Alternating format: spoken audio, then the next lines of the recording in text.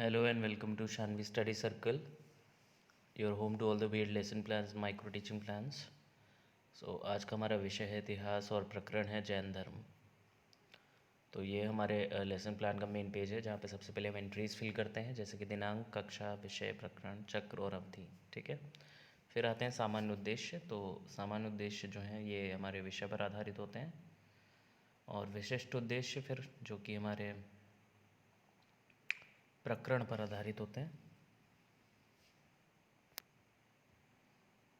फिर आते हैं प्रस्तावना प्रश्न। तो जैसे कि छात्र अध्यापक क्रिया और छात्र क्रिया। तो छात्र अध्यापक क्रिया में हम प्रश्न पूछते हैं जैसे जो भी छात्र अध्यापक होगा कुछ 3 से 5 प्रश्न यहाँ पे पूछता है, और जो आखिरी प्रश्न होता है वो समस्यात्मक होता है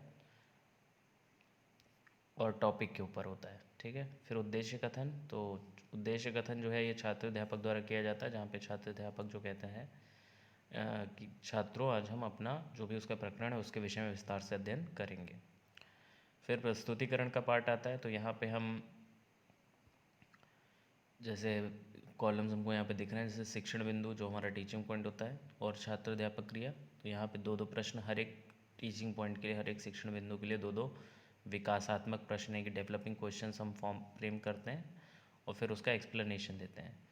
ये फिर आता है हमारा ये वाला जो कॉलम है, ये छात्र क्रिया, ये छात्र अध्यापक क्रिया वाला ही है, उसी का इसका ही जो एक्सप्लेनेशन पार्ट आप देख रहे हैं ये जो है, ठीक, ये इसी के आगे ये कंटिन्यूड है।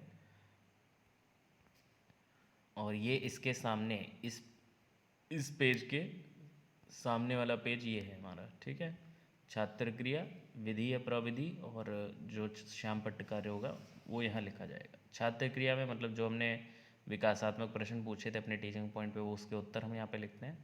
विधि या प्रविधि में जब प्रश्नोत्तर पूछा है प्रश्नोत्तर विधि, और जब एक्सप्लेनेशन दे रहे हैं तो हम व्याख्यान विधि लिख सकते हैं। ठीक है।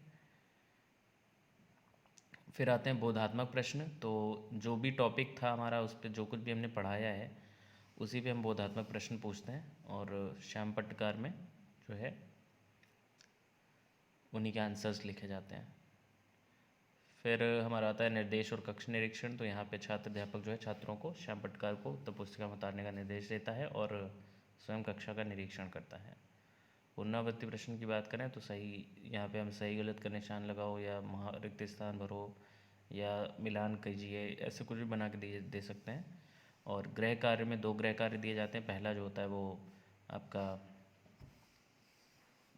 रिटिन वर्क होता है कुछ, और दूसरा जो होता है वो एक्टिविटी बेस्ड होता है।